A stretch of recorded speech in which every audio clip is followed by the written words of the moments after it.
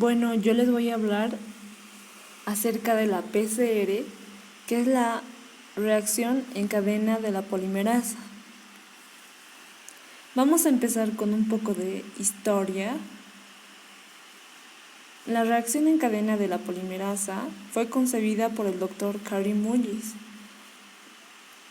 Nació en 1944 en Illinois, Carolina del Norte.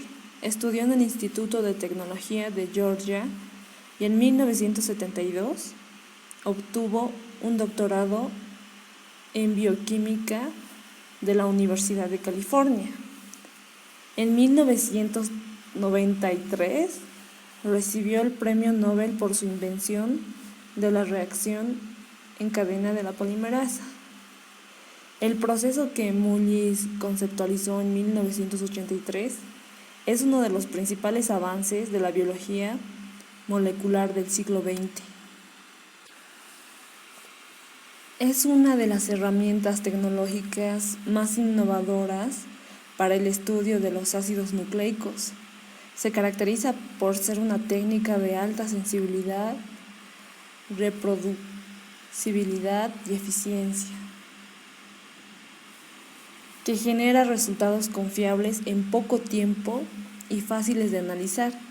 Por ello se ha convertido en el método de elección de muchos investigadores para los estudios genéticos y de biología molecular. Esta técnica resultó ser una revolución en la investigación biológica y médica.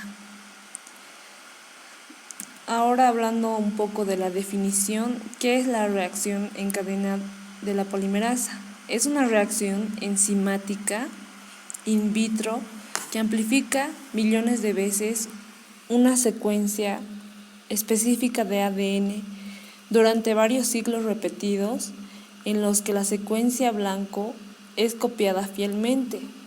Para ello, la reacción aprovecha la actividad de la enzima ADN polimerasa, que tiene la capacidad de sintetizar naturalmente el ADN en las células.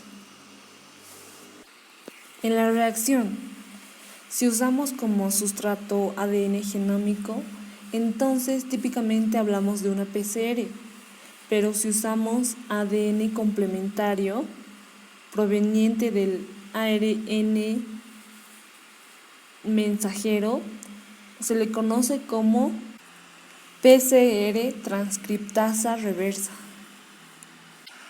Entonces, esta conversión se logra mediante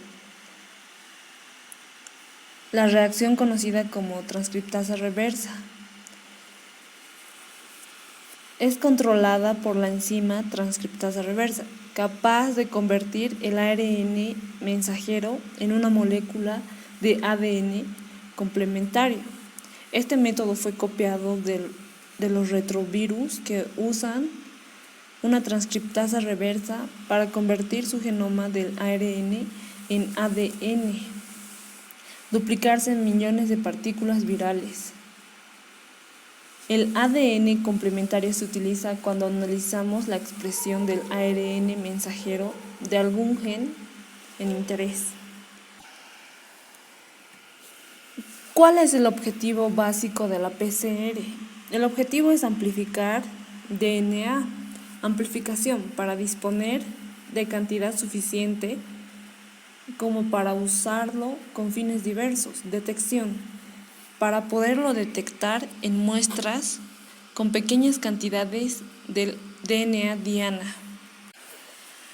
Los elementos importantes en la reacción son el templado o molde, que puede ser el ADN o el ADN complementario, los oligonucleótidos o primers, los desoxirribonucleótidos trifosfatados, como la adenina, timina, citosina y guanina, el ion de magnesio. También tenemos la solución amortiguadora o buffer, DNA polimerasa resistente a altas temperaturas, enzimas la cual la más usada es la Taq ADN polimerasa. Esos son los elementos más importantes. Describiendo un poco las características de estos elementos, tenemos el templado o molde. Es una molécula que contiene la región de DNA que se requiere amplificar.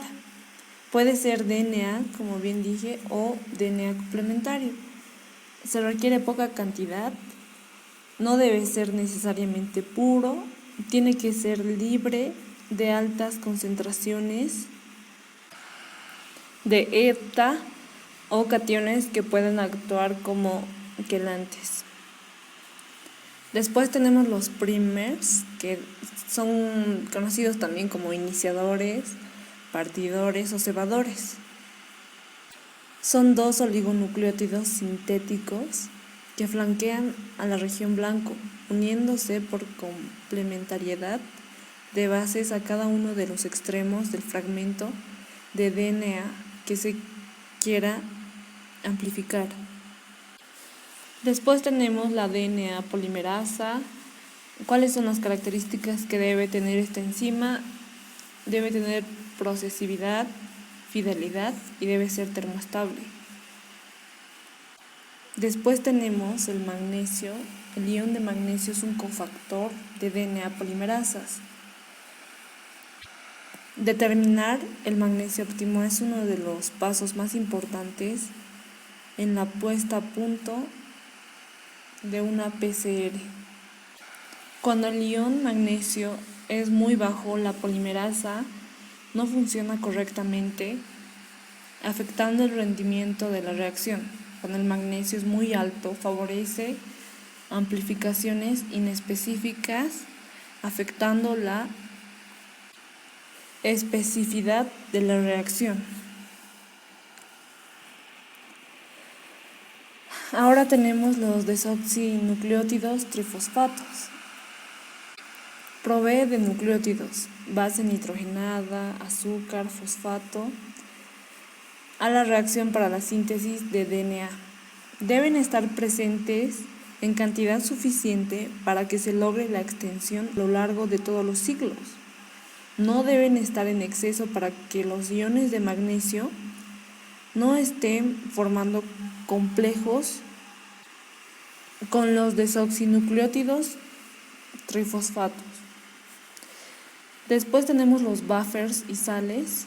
Los buffers mantienen el pH óptimo para que la enzima actúe. El buffer es en general tris base ajustado a un pH específico con ácido clorhídrico. El pH óptimo para la TAC es de 8.3. En las sales tenemos el cloruro de potasio, que va a contribuir al plegamiento correcto de la enzima. Ahora tenemos los adyuvantes de la PCR. Son elementos que mejoran el rendimiento y la especificidad de la PCR. Se usa el dimetil sulfóxido, glicerol o albúmina de suero bovino. El adyuvante más utilizado es la albúmina de suero bovino.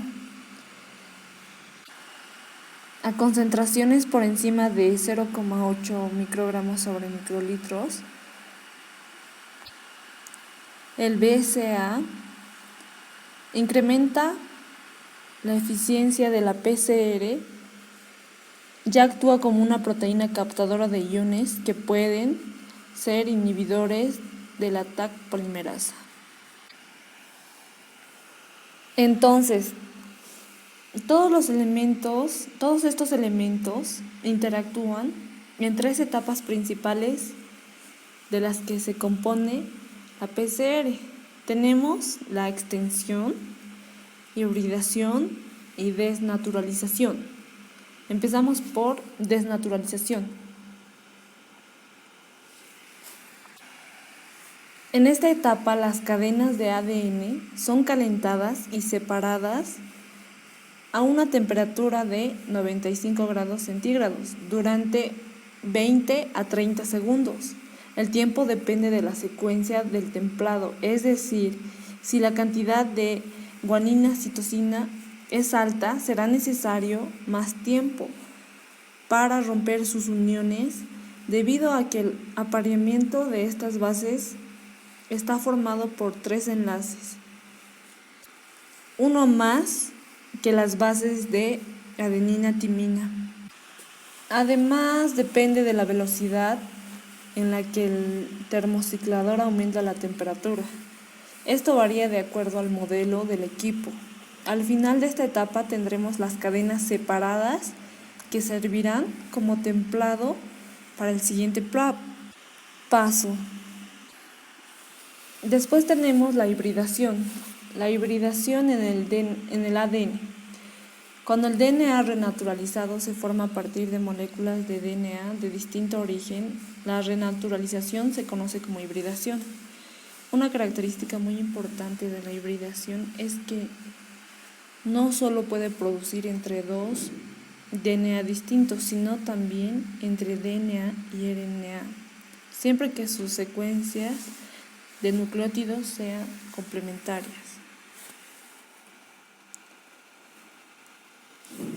En esta etapa de la hibridación, los primers se alinean al extremo 3 del templado previamente separado e hibridan con su secuencia complementaria para que se forme el complejo templado primers. Es importante que la temperatura de hibridación o temperatura de melting sea la óptima. Esta generalmente oscila entre 50 a 60 grados centígrados. Y por último tenemos la extensión. En esta etapa, la Taq polimerasa actúa sobre el complejo templado primers y empieza su función catalítica a una velocidad muy rápida. Agrega DNTPs complementarios para crear las cadenas completas de ADN. La extensión de las cadenas es en dirección de la síntesis del ADN, es decir, de la quinta a la tercera. La temperatura óptima para la reacción es de 72 grados centígrados, ya que a esa temperatura la enzima es funcional. Al final del ciclo se habrán formado los amplicones con un tamaño dictado por el número total de pares de bases, que deberá ser conocido por el investigador.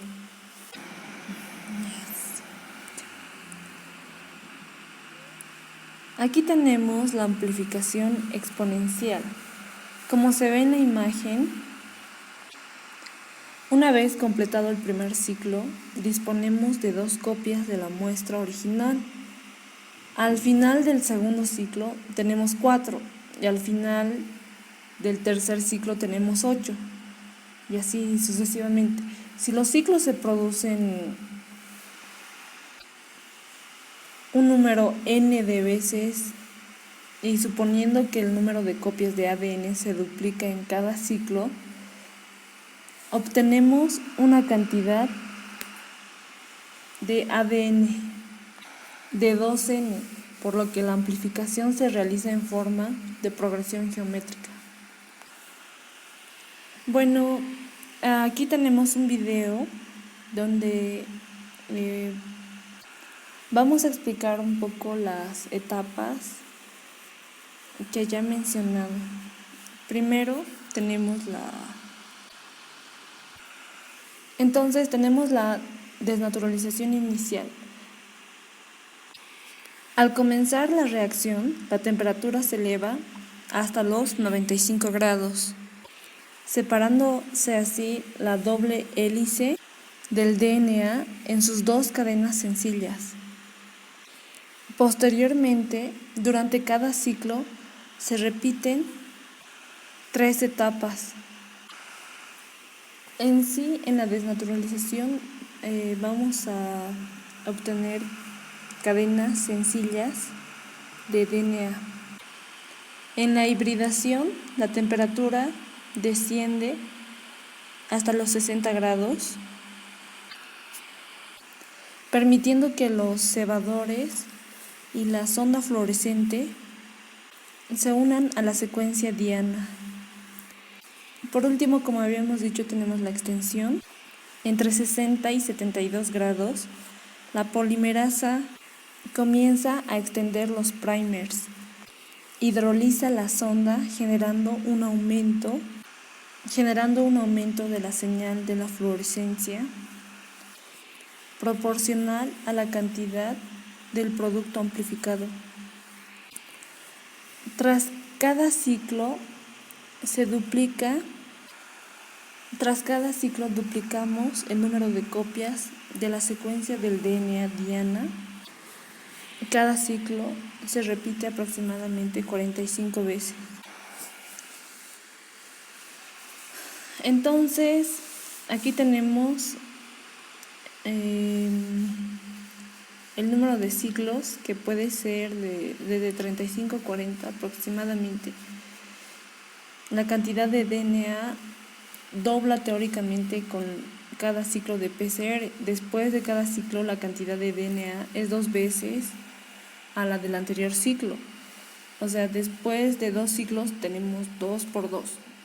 3 ciclos tenemos 2 por 2 por 2 y así sucesivamente. Pero la reacción no puede mantenerse indefinidamente, se alcanza una fase de meseta, según lo demostrado en las cifras que aparecen en rojo.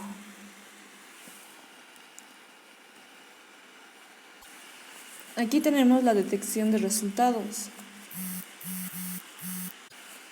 La detección del producto del PCR se realiza normalmente mediante una electroforesis. Al final de la PCR, para saber si la reacción transcurrió eficientemente, los amplicones son visualizados a través de una electroforesis en geles de agarosa. La electroforesis consiste en la separación de grandes moléculas como los ácidos nucleicos a través de una matriz sólida que funciona como un filtro para separar las moléculas en un campo eléctrico de acuerdo a su tamaño y carga eléctrica. Aquí vamos a explicar un poco el procedimiento para realizar la prueba. La técnica para realizar la prueba, la PCR se realiza en un termociclador. Ahí es esa máquina que podemos ver. Es una máquina que calienta y enfría la reacción en periodos cortos de tiempo. ¿Cuáles son los materiales que utilizamos para todo el procedimiento? Tenemos tubos de Penford, puntas con filtro, micropipetas, gravilla, rotuladores. Esos son los más importantes. En los equipos tenemos el Vortex, centrífuga, termobloque, cuantificador de DNA, campana, el termociclador que ya habíamos mencionado, que es muy importante. Tenemos también la cubeta de electroforesis y el fotodocumentador. Ahora tenemos las aplicaciones. ¿Cuál es la utilidad de la PCR? La PCR se utiliza en muchos laboratorios de investigación y también tiene aplicaciones prácticas en medicina forense, pruebas genéticas y diagnósticas. Por ejemplo, la PCR se utiliza para amplificar genes asociados con trastornos genéticos a partir del ADN de los pacientes o de ADN fetal en el caso de pruebas prenatales. La PCR también puede utilizarse para detectar el ADN de una bacteria o un virus en el cuerpo de un paciente, si el patógeno está presente, es posible amplificar regiones de su ADN de una muestra de sangre o tejido. Tenemos también, ¿para qué nos sirve ver? Para la detección de agentes infecciosos como la hepatitis B, la hepatitis C, el papilomavirus, el VIH, entre otros. También nos sirve para el análisis del DNA en cualquier organismo vivo o muerto, análisis de fósiles, mutagénesis dirigida, cambios en la información contenida a través de primers con mutaciones, investigación forense y también sirve para pruebas de paternidad. ¿Cuáles son las ventajas que tenemos de la PCR? Aquí vamos a ver. La ventaja es que a partir de una muestra pequeña de ADN se puede obtener una cantidad considerable. El producto se puede utilizar para clonar, secuenciar y analizar. Se puede amplificar el ADN de cualquier organismo vivo o muerto. ¿Cuáles son las desventajas de la PCR? Se puede reproducir solamente pares del genoma en donde se conoce por lo menos una mínima secuencia de 20 a 40. Se necesitan primers específicos que sean complementarios al fragmento que se desea sintetizar. La polimerización puede tener errores al sintetizar el ADN. Puede contaminarse con otro ADN. Puede ser del mismo investigador o de cualquier otro. Ahora tenemos algunas variantes de la PCR.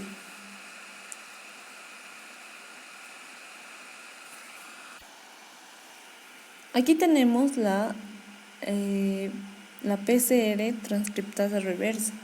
Es una variante de la PCR muy utilizada,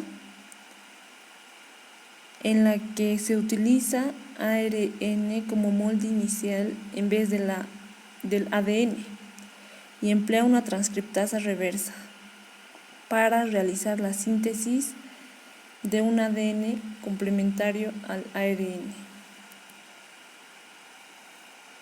Después tenemos la PCR anidada o nested. Se trata de una técnica que aumenta la sensibilidad de la PCR. En este caso, se trabaja con 4 cebadores. En una primera ronda se amplifica de manera convencional con los 2 cebadores más externos a la región que se desea amplificar. Aquí tenemos la PCR in situ.